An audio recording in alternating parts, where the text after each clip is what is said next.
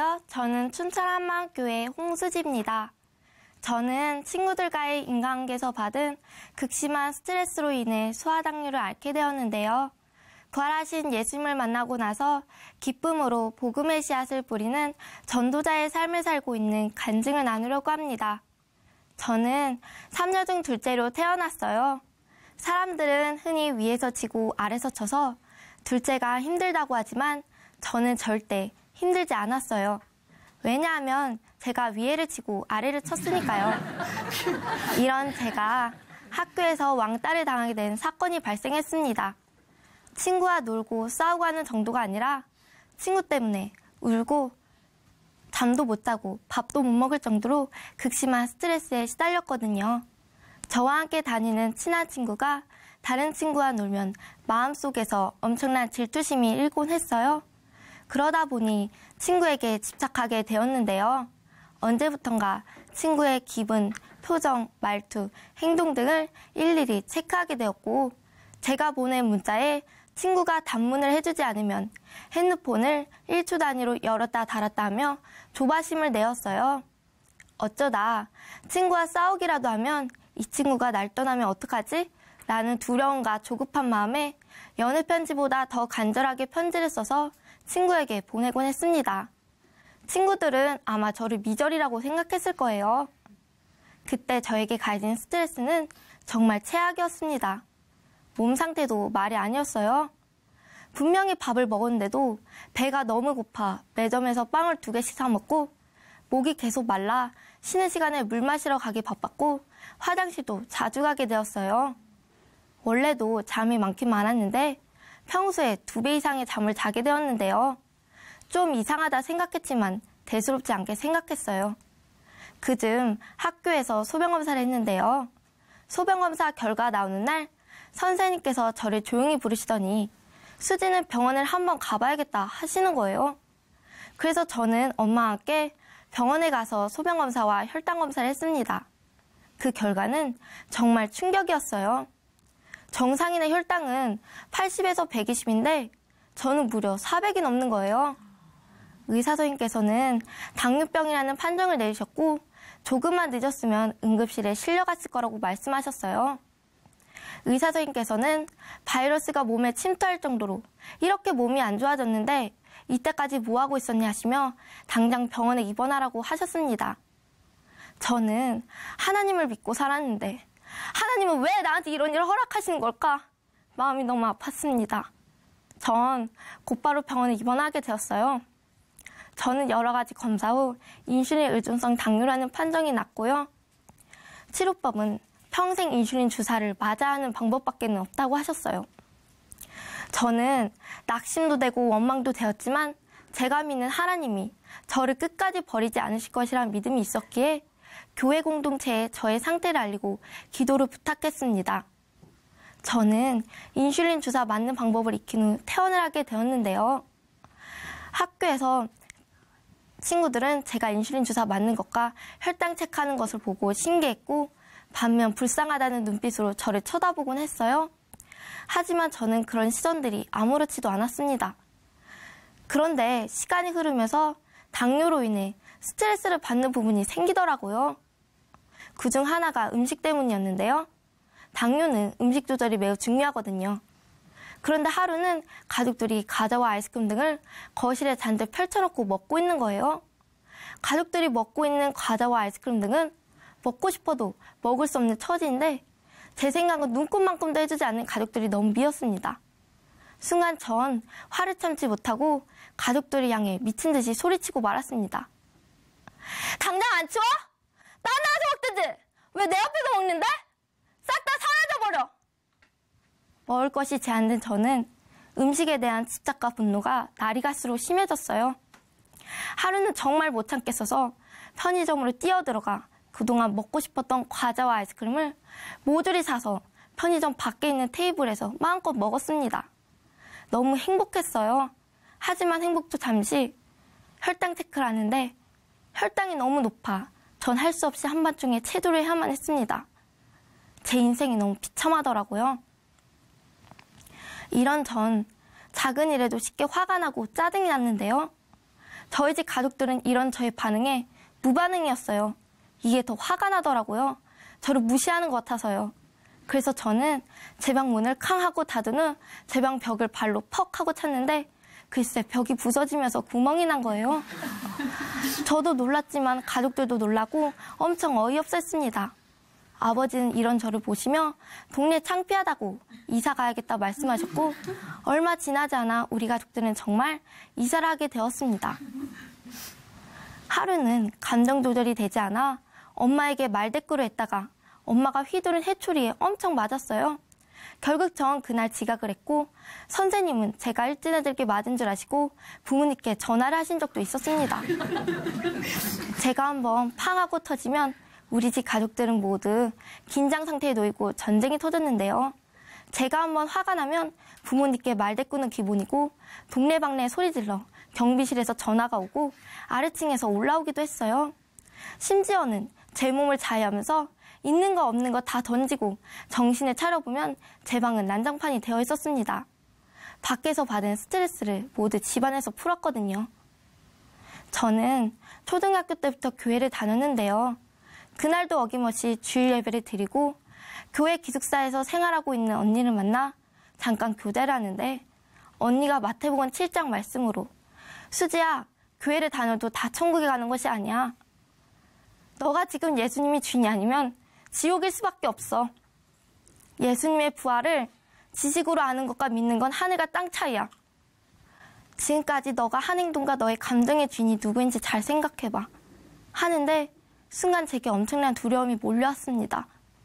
그동안 제가 한 행동과 말들이 스치는데 순간적으로 제가 지금껏 예수님을 믿는다 하면서도 예수님이 주인이 아니라 내가 주인으로 살았구나. 너무나도 선명해졌어요. 당뇨에 걸려서 하나님을 원망하기도 했고 상황과 환경이 제 뜻대로 되지 않거나 제가 하고 싶은 것을 제 마음대로 하지 못할 때면 주변 사람들은 물론 가족들에게까지 말로 다 할 수 없는 상처 아픔을 준 것. 예수님은 제 인생의 주인입니다 하면서도 저만의 독차지하고 싶은 제 영역에는 넘어올 수 없는 선을 그어놓고 예수님은 접근도 못하게 하고 있었습니다. 전 어쩔 줄 몰라 하며 언니에게 울면서 고백했습니다. 언니, 나 예수님과 상관없이 살았던 것 같아. 어떡해? 그런데 그때 수없이 들었던 예수님의 제자들이 떠올랐어요. 예수님의 제자들도 예수님을 3년 반이나 따라다니며 많은 기적과 표적 그리고 능력을 보았지만 예수님이 십자가에 죽으실 땐 죽음이 두려워 예수님을 배신하고 모두 다 도망갔잖아요. 그런데 부활하신 예수님을 본 순간 성경과 예수하신 말씀을 읽고 예수님의 부활을 증거하며 부활의 증인으로 살다가 순교까지 했잖아요. 예수님의 제자들이 변한 시점, 변화된 이유가 예수님의 부활 때문이라는 사실이 생각나면서 예수님이 진짜 하나님이시구나.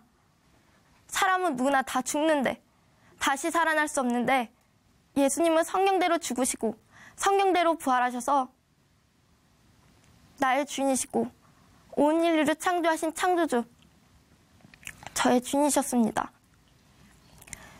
예수님이 죽고 부활하신 이유가 산자와 죽은 자의 주인이 되시기 위해 죽으시고 부활하셨음이 선명해졌어요.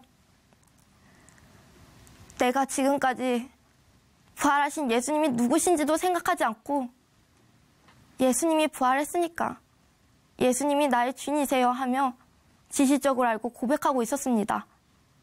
그러니까 내 삶 속에서는 예수님은 온데간데 없고 오직 내 생각, 내 느낌, 내 감정, 내 상황, 내 환경이 더 중요하고 더 커 보였던 것이었어요. 언니가 왜 마태복음 7장 말씀을 해주었는지 선명히 알아졌습니다.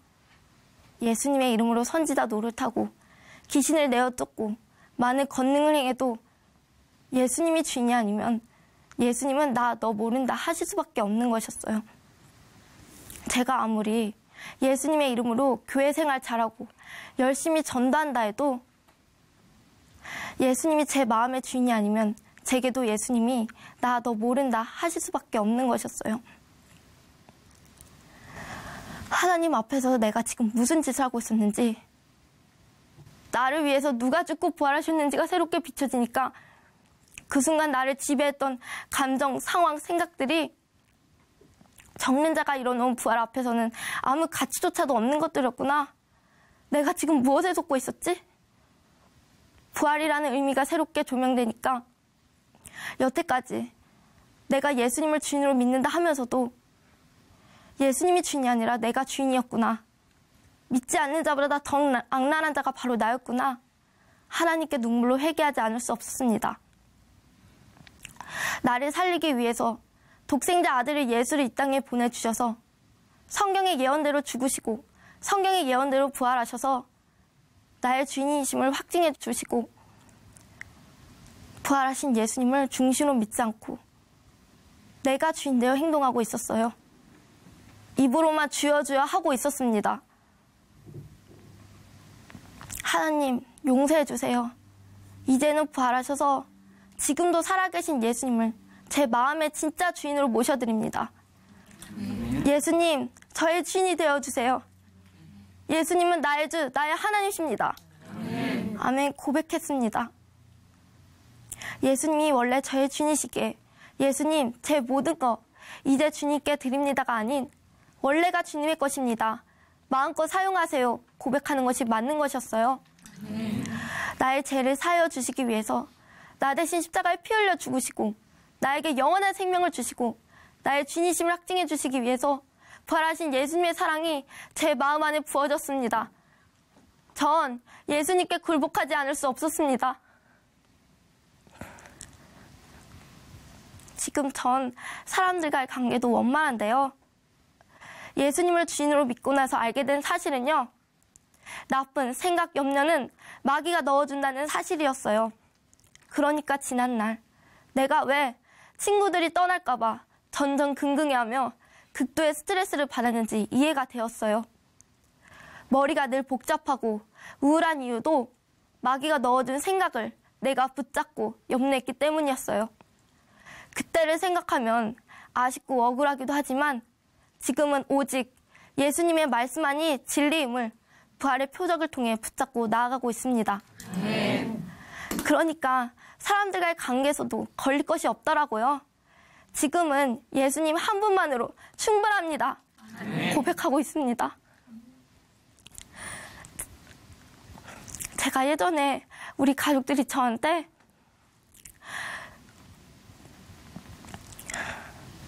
무관심과 무반응으로 일관해서 폭발했다고 했잖아요. 그런데 가족들이 저를 위해 새벽마다 눈물로 기도해주고 있었다는 사실을 알게 되니까 너무 고맙고 감사하더라고요. 혈육보다 더 진하고 영원한 예수님의 핏값으로 산 우리는 예수님 안에서 영원한 한 가족 한 생명입니다. 전 정말 축복받은 사람입니다. 그래서 예수님이 주인인 가족들에게 말과 행동을 주께 대하듯 하고 있는데요. 때론 예습관이 나와 가족들을 당황하기도 하지만 가족 모두 저를 위해 기도해준다는 사실을 알고 있으니까 회개함으로 다시 예수님만 바라보며 전진하고 있습니다. 지금 제게 당뇨는 문제가 되지 않는데요.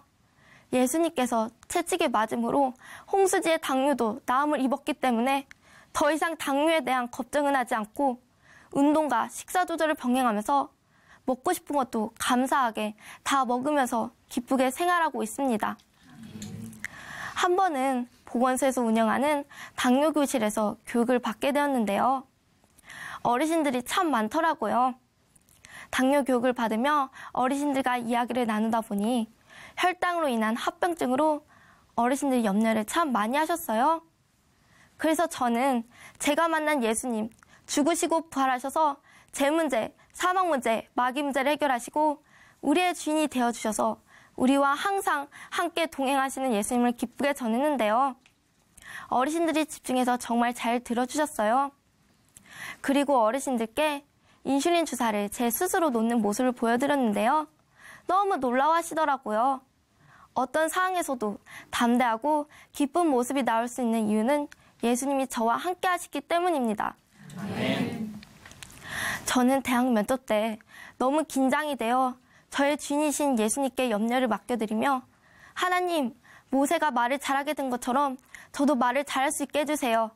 그리스도의 평강이 임하게 달라고 성령님께서 역사해달라고 간절히 기도드렸는데요.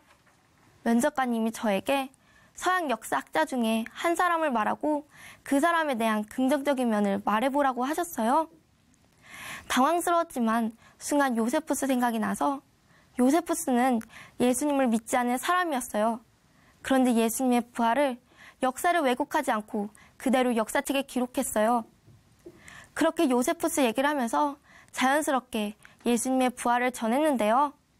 그때 한 분이 예수님이 진짜 부활하신 것이 사실이에요? 물으셨고 저는 기회를 놓치지 않고 예수님의 부활이 역사적 사실이기에 예수님은 하나님이시고 우리의 주인이시라고 기쁘게 복음을 전했습니다. 면접을 마치고 복도로 나오는데 너무 흥분이 되는 거예요. 저의 기도에 신실하게 응답해 주신 주님께 감사했고 성령님께서 도와주신 것이 너무나도 확실했기에 너무 기뻤습니다. 저는 제가 원하던 사회복지과에 들어가게 되었고 부활 복음을 전하는 한마음 선교회 활동을 하며 캠퍼스 전도와 학교 축제 때 부활 복음을 전하며 예수님께 받은 사명, 복음 전하는 일에 올인하였습니다. 당뇨로 인해 몸도 마음도 지쳐 다혈질로 변해가며 주변 사람들과 가족들은 힘들게 했던 제가 지금은 부활하신 예수님을 주인으로 믿고 나서 기쁘게 복음의 씨앗을 뿌리고 있는 전도자의 삶을 살고 있습니다. 저는 앞으로도 부활하신 예수님을 전하는 사명을 감당할 것입니다. 예수님, 저의 주인이 되어주셔서 감사합니다. 사랑해요. 감사합니다.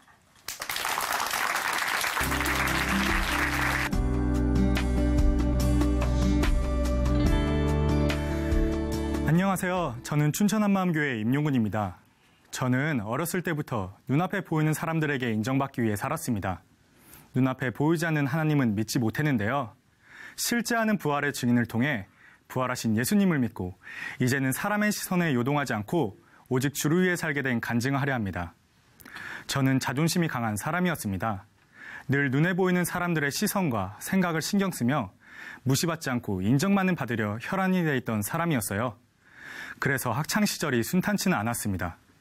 늘 떠들고 장난이 심해서 선생님들은 수업도 하시기 전에 야 임용근 너 나가 라고 하셨고 저는 내가 왜 나가야 돼요? 라고 당당하게 말대답을 했는데 그 이유는 친구들 앞에서 절대 얕보이고 싶지 않기 때문이었어요. 저는 인정받기 위해 친구들을 많이 괴롭혔는데요. 먼저 괴롭히면 친구들이 저를 무시하지 않을 거라 생각했기 때문이었어요. 하루는 앞에 있는 친구에게 뾰족한 펜을 그냥 던졌습니다. 그 펜은 친구의 머리에 꽂혀서 피가 주르륵 흘러내렸어요. 순간 너무 놀랐고 미안했지만 절대 당황한 모습을 보일 수는 없었어요. 무시당하기 싫었거든요. 전 집에서는 조용하고 착한 아들이었습니다. 하지만 밖에서는 달랐어요. 여느 때와 같이 저는 친구들과 술을 마셨습니다. 기분이 너무 좋아 밤늦게 동네를 돌아다니며 아파트 단지 안에 있는 수많은 자동차들의 사이드미러를 다 부셔버렸어요. 전 난생 처음으로 파출소에서 새 아침을 맞이하게 되었습니다. 전 잘못을 저지른 점보단 어머니께 죄송한 마음에 너무 괴로웠어요. 저는 원래 이런 모습이 아닌데 친구들에게 인정받고 싶은 마음에 취해 잘못된 짓을 하여 실망감을 안겨드림에 너무 가슴이 아프고 힘이 들었습니다. 그렇게 저는 주위 사람들에게 인정받고 무시당하지 않기 위해 제 자신을 잃어버린 채로 살았습니다. 이렇게 문제 많은 생활이 지속되다 보니 부모님은 저와 동생을 말레이시아의 선교사님 댁으로 유학을 보내셨어요. 평생 교회는 엄마를 따라만 가는 곳, 관심 없는 곳이었는데 목사님 간집에서 살다 보니 예배를 빠질 수 없이 모두 참석할 수밖에 없었어요. 정말 질려버릴 수도 있던 생활이었지만 목사님께서는 정말 사랑으로 너무 잘해주시는 거예요. 너무 감사했습니다. 그렇게 저는 신앙생활을 목사님에게 잘 보이기 위해 시작했습니다. 어느 날 목사님께서 동생에 대한 칭찬을 하셨어요. 참 사교적이고 성격이 밝다고요. 또 기도도 열심히 한다고요. 그리고 저에 대해서는 더 지켜봐야겠다고 하셨습니다. 그날 이후로 목사님에게 인정받기 위해 정말 교일이라면 열심히 했습니다. 시간이 지나 목사님에게 이제 보니 용근이가 아주 진국이란 말까지 듣게 되었어요. 인정받은 사실에 너무 기분이 좋아 교회 일도 목사님 섬기는 것도 기쁨으로 했습니다. 또 선교팀과 정글에 가서 선교도 몸바쳐 열심히 했습니다. 몇몇 교회 집사님들이 이런 저를 보시며 신앙생활 잘한다 해주시면 인정받는 기분에 더욱 열심을 내었습니다. 이렇게 매 삶이 기쁠 때에 목사님이 한국으로 귀국해야 하는 일이 생기셨어요. 인정받고 싶었던 목사님이 안 계시니 저의 교회 생활도 신앙생활도 조금씩 무너져가기 시작했습니다. 저의 신앙생활의 목적이 사라지니 교회를 같이 다니던 동생들과 술을 마시고 하고 싶은 대로 다 하기 시작했는데요. 늘 저의 신실한 모습만 보던 동생들은 저의 옛모습이 나오니 신기하고 오히려 좋아했습니다. 인정을 받아 너무 좋았습니다. 하나님과 목사님에 대한 죄책감은 있었지만 아이들에게 인정받는 것이 주는 만족감이 더욱 컸습니다. 그래도 교회에서의 저의 이미지가 있기 때문에 교회 생활은 꾸준히 했습니다. 그렇게 하나님과 세상사에서의 이중생활이 시작되었는데요.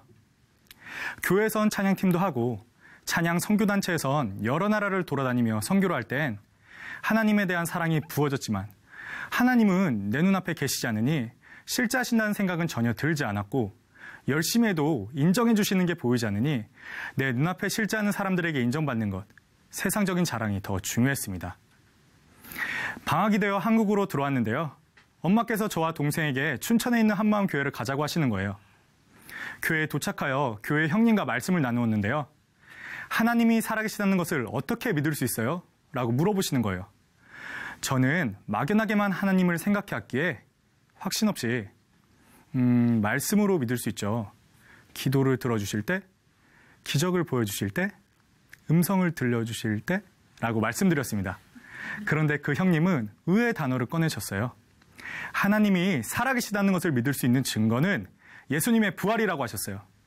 하나님이 주신 성경의 예언대로 오셔서 죽으시고 부활하신 예수님이 하나님이시라는 거예요. 그분이 부활하셔서 지금도 살아계신다는 거예요. 이 예수님의 부활로 모든 사람들에게 믿을 만한 증거를 주셨고 이 부활하신 예수님을 마음의 주인으로 믿지 않는 것이 근원적인 죄라고 하시는 거예요.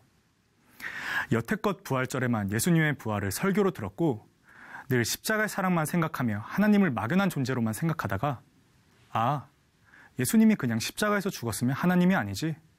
죽고 부활을 해야지 하나님이신 게 확증된 거지 라는 깨달음이 들어왔어요. 그리고 하나님이 살아계시다면 그분을 믿지 않는 게 근원적인 죄라는 사실도 마음속 깊이 동의되었습니다. 제 마음속에 막연하게만 생각했던 하나님이 어느 정도 뚜렷하게 알아지기 시작했습니다. 방학이 끝나 말레이시아로 돌아갔는데요. 하나님이 살아계시다는 생각에 처음 몇 주는 경건하게 살려고 노력했습니다. 하지만 곧 눈앞에 실제 하는 사람들에게 인정받고 싶었고 다시 세상의 쾌락에 빠져들게 되었습니다. 하나님과 세상 사이에서 늘 양다리를 걸치게 되니 심적으로 너무나 괴로운 나날들의 연속이었어요. 하나님이 살아계시다는 게 막연한 생각일 때는 어차피 눈에 보이지 않으니 내 마음대로 살아서 너무 자유로웠는데 부활이란 증거를 알게 되니 눈에 보이진 않아도 진짜 계시긴 하는구나 라며 하나님에 대한 지식은 쌓여갔지만 눈앞에 보이지 않으니 눈앞에 실제 하는 사람들에 대한 이미지 관리와 쾌락이 더 좋은 거예요. 무엇보다도 신앙을 강하게 붙들면 사람들과의 이미지 관계가 모두 무너질 것이라 생각하니 두려움이 생겼습니다. 결국엔 예수님을 믿기가 싫어지더라고요. 눈앞에 보이지도 않는 것을 믿으려 이렇게 애를 쓰고 늘 괴로워할 바에는 차라리 걱정해도 눈앞에 보이는 세상 걱정하고 자유롭게 사는 게 낫겠다고 생각했어요. 졸업을 하고 한국으로 들어왔는데요. 부모님이 들어온 다음 날 바로 작은 교회를 가자고 하시는 거예요. 예배를 드리자는 말에 짜증이 나고 힘들었지만 그래도 마지막이라 생각하고 몇 달은 다녀보자 라며 작은 교회에 참석했습니다. 처음 작은 교회를 갔는데 너무나 환영해 주시고 인상들이 좋으셨어요. 예배도 자유로워서 거부 반응이 별로 들지 않았습니다. 작은 교회에 백혈병 환자, 암 환자가 있다고 들었었어요. 백혈병 환자인 형은 머리카락이 없는 것 빼고는 전혀 환자로 보이지 않았어요. 잘 웃고 기뻐 보이고 건강해 보였거든요. 다른 암 환자인 누나는 머리카락이 치렁치렁하고 잘 웃고 말도 많고 건강해 보였어요. 절대 암 환자로 보이진 않았어요. 그래서 둘 다 별로 심각한 상태는 아닌가 보다 생각했습니다. 그 후로 3개월 동안 작은 교회를 참석하고 교회를 가는데 저의 마음은 변하지 않았어요. 저는 여전히 부활이 믿어지지 않았습니다. 목사님께서는 계속 부활은 역사서에도 기록되어 있고 백과사전에도 나와 있는 역사적인 사실이라고 하시는데 저의 생각으로는 역사 또한 전부는 사실이 아니었거든요. 이순신 장군과 세종대왕이 있었다는 것을 믿지만 그 이야기들이 전해져 내려오면서 역사를 기록하는 사람에 따라 이야기가 각색되고 미화되고 변형될 수도 있잖아요. 그래서 다 믿지는 못했어요. 어느 정도 거짓말도 많이 들어있을 거라고 생각했거든요. 그리고 저는 교회를 계속 다녔는데요. 분명 부활로 모든 사람이 변화받을 수 있다고 하는데 저는 변화를 못 받는 거예요. 아니, 부활이 하나님의 승부수면 99.9%의 사람들만 변화받는 게 아니라 무조건 100%의 사람들이 변화받아야 하나님의 승부수 아니냐라고 생각했어요. 이렇게 변화받지 못하는 저를 볼 때면 아, 부활이 전부가 아니구나. 다른 무언가가 또 있구나. 내 삶을 확 바꿔줄 수 있는 체험이나 기적, 음성, 혹은 삶이 엄청나게 잘 되는 변화 같은 것을 기대했어요. 또 만일 부활이 전부라면 내가 말씀만 그대로 믿기는 힘드니 진짜 12제자 바울 같은 부활의 증인을 보여달라. 책이 아닌 실제로 부활을 보여달라고 기도하고 또 생각했어요. 또 가끔씩 이런 상상도 했는데요. 혹시라도 내가 변화되어서 복음을 친구들에게 전하면 어떨까? 걔네들이 어떠한 생각과 질문들로 나를 그리고 복음을 반박할까? 대부분 이런 생각들이었는데요. 야, 네 동생이 공부 못해서 하나님 믿은 거 아니야? 공부 잘했었으면 하나님 믿을 수 있었겠어? 혹은 그 형님이 병에 걸려서 뭐라도 붙잡아야 돼서 하나님 믿은 거지. 이렇게 하나님은 의지가 약하거나 삶에 문제가 있는 사람들이나 믿는 거야라고 생각해버리니까 확신이 없는 거예요. 억지스럽기도 하지만 참 맞는 말 같고. 그때 작은 교회를 함께하던 형의 백혈병이 재발을 했습니다.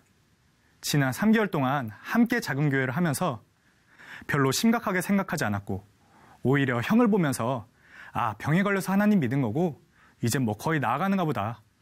나아가는 사람이니까 기쁨 안에서 신앙생활하면서 사나보다 생각했습니다. 그런데 재발 소식을 눈앞에서 듣고 1개월에서 3개월의 시간밖에 남지 않았다고 들으니 정말 심각하구나 생각이 들었습니다. 그런데 이상한 건 형은 재발되었을 때나 그전이나 똑같은 거예요. 똑같이 기쁘고 똑같이 복음 전하고 똑같이 예수님은 나의 주인이십니다 하고 아니 어떻게 이렇게 기쁘지? 나 같았으면 백혈병 때문에 믿었어도 예수님을 믿었으니까 병은 재발되지 않을 거야 라고 생각하고 만일 재발했으면 정말 좌절하고 배신감을 느꼈을 텐데 왜지? 이 형이 교회를 오래 다녔나? 원래부터 깊은 믿음이 있었나? 아니었어요. 형은 말씀도 많이 모르는 믿은 지 1년 조금 넘은 사람이었어요. 요나가 누군지도 몰랐던 사람이었어요. 그런데도 죽음 앞에서도 아픈 몸 이끌고 기쁨으로 부활과 예수님은 나의 주인이신 복음을 전하는 거예요. 죽음을 두려워하지 않는 거예요. 아, 이 형이 이럴 수 있는 이유는 딴 게 없구나. 죽어서도 영원한 것이 있는 것을 믿는구나. 아, 정말 부활이구나. 부활이 실제였구나. 예수님이 정말 부활하셨구나. 라고 마음이 움직이기 시작했어요. 성경에 기록되어 있는 순교한 제자들과 바울과 같은 사람이 내 눈앞에 있는 거예요. 죽음을 두려워하지 않는, 죽음 앞에서도 부활을 증거하는, 이건 누구한테서 들은 것도 매체를 통해서 본 것도 미화된 것도 사실이 바뀐 이야기도 아니었어요. 이건 진짜 내 눈앞에서 내가 아는 누군가가 성경에 기록되어 있는 제자들과 똑같은 믿음인 거예요. 아, 부활이 진짜다. 진짜가 아니고서야 형이 이렇게 있을 수가 없다라는 생각이 저의 마음을 지배하기 시작했습니다. 그리고 예배 시간 때 그렇게 수백 번 들었던 말씀이 저에게 그대로 비춰졌습니다. 도마에게 이르시되 내 손가락을 이리 내밀어 내 손을 보고 내 손을 내밀어 내 옆구리에 넣어보라. 그리하고 믿음 없는 자가 되지 말고 믿는 자가 되라. 도마가 대답하여 가로되 나의 주시며 나의 하나님이시니이다. 계속 말씀을 들으면서도 교회를 다니면서도 부활로는 부족하다고 내 눈앞에서 실제로 무언가를 보여달라고 내 삶을 직접적으로 바꿔달라고 의심하고 우기고 있었던 도마 같은 제가 보였어요. 예수님은 도마 같은 저에게 죽음을 두려워하지 않는 형을 보여주셨습니다. 부활을 실제로 보고 실제로 경험하여 믿음 없는 자가 되지 말고 믿는 자가 되라고 하시는 거예요. 저는 더 이상 꾸물거리고 의심할 시간이 없었습니다. 아니, 할 필요가 없었습니다. 내가 내 눈으로 보았기 때문이었습니다. 아, 정말 부활이 전부구나.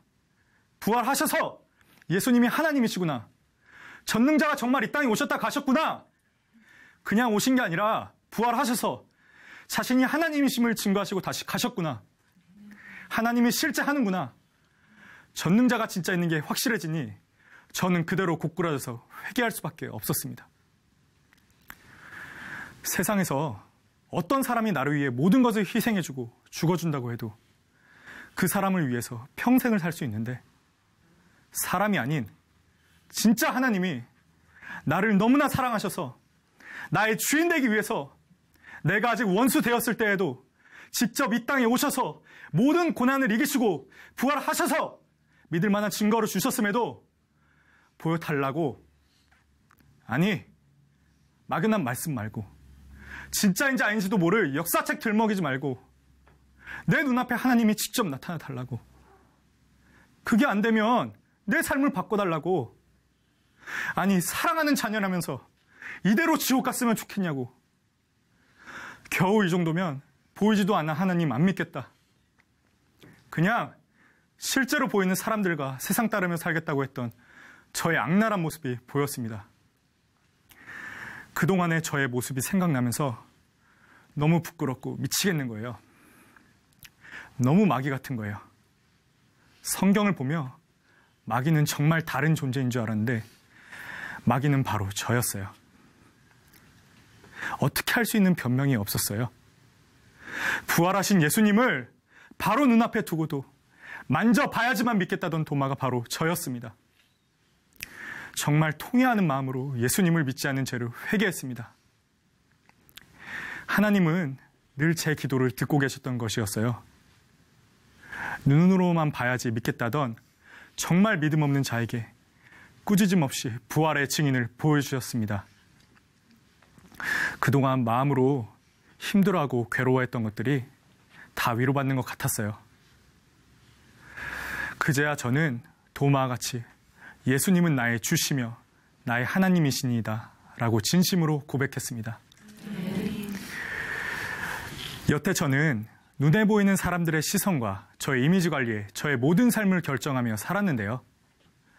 부활이 확실해지니 저는 이미 다 가진 자고 하늘에서 보냄받은 왕 같은 제사장임이 비춰지더라고요. 더 이상 사람들의 시선 따위는 중요한 것이 아니었습니다.